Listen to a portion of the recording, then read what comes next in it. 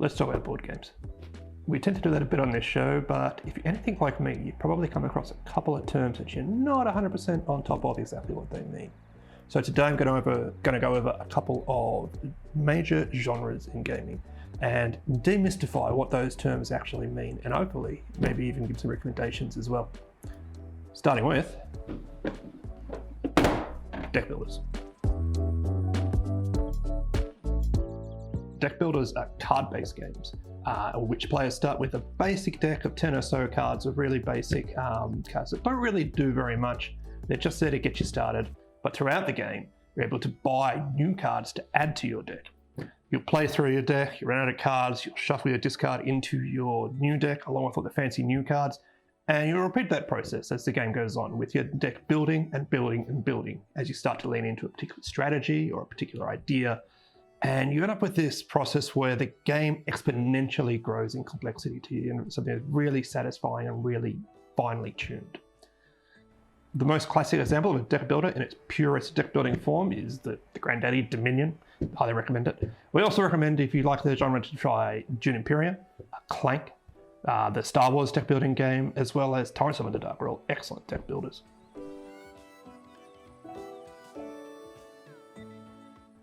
Next is worker placement. Worker placement games are similar to deck builders in this fact that they do what they say on the box. You have workers and you place them. Your workers are generally wooden meeples, where the board will have a number of places where you can put them, and those places will do very specific certain things, such as gain you resources or points. You are limited, however, by the fact that you cannot go where someone else has placed their worker in most cases. You're also limited by the fact that you only generally have a few workers to use each round, so not very many compared to the number of spaces on the board. So what these limitations result in is a game where you've got a very, very tight decision space of how to spend these workers and these resources to get the most out of a game. So it's a really, again, it's a game genre with a lot of tight decision space. Also a lot of angry glares to the person who goes directly before you, as they place that thing in the one place you want it to go every single time. A really pure, clean example of a worker placement would be Lords of Waterdeep. That's 90% of the game, placing workers, and it's an excellent game as well. Highly recommend it. You can also check out, if you like worker placement, Dune Imperium. I know, again, it's both. It's very good. A Feast for Odin, Viticulture, Raiders of the North Sea, and as well as Everdell is all great worker placement games worth your time. Another term you might have come across to describe games are engine builders. Now, like engine builders, you get them in a scenario with a very limited number of actions they're able to do. But what tends to happen in an engine builder is you give an ample opportunity to increase the value of those actions. So you might end up in a situation where you can spend a turn to upgrade an action for the rest of the game, or perhaps create a passive bonus, or my favorite part of an engine building game is set up a scenario where your action might cascade multiple different actions and bonuses onto one thing. So you're really trying to build an engine, build a machine that when you press one thing, lots of other things happen in order to really, really maximize the limited number of actions that you have available to you. So, like deck builders, these games tend to sort of exponentially accelerate and grow bigger and bigger and bigger as the game goes on, which can be really, really fun.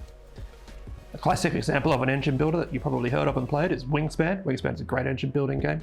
I also highly recommend Terraforming Mars, as well as Race for the Galaxy, both excellent engine building games.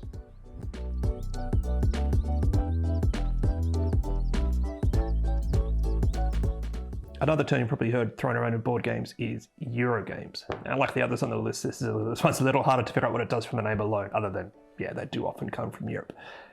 You've probably heard of Catan or Ticket to Ride or Carcassonne. They're all examples of Eurogames, but it's fair to say the genre has evolved a little bit from then.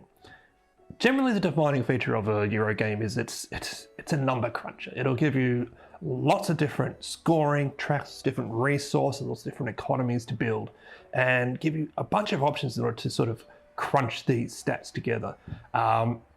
It's not often about directly combating your opponent. It's about building a better economy, generally. They're generally based in sort of agriculture or historical settings. So you're either building a farm or off in ancient Rome. And again, it's all about this smorgasbord of choices that you have in front of you. Again, generally limited to sort of medium amount of actions you can take, but a lot of choice in how you actually, in what avenues to take in order to wrangle the most victory points, because there's always a lot of different options in a Euro game. For a classic example, you probably heard of the Catan and the Ticket to Ride and so and so, but if you want a more modern, meaty example, you could try Feast for Odin. Castles in Burgundy is also excellent, as well as Agricola, and I personally quite enjoy Icora as well, all excellent Euro games. Last one for today, we're going back to the does what it says in the box kind of games, and this time it's roll and write. So it does what it says in the box. Each player will generally given a scorecard, often quite complex, a pen, and there'll be some sort of way of generating a random value. So often dice, sometimes flipping a card from the top of the deck. Players will get an opportunity to in some way take that value and score it on their scorecard.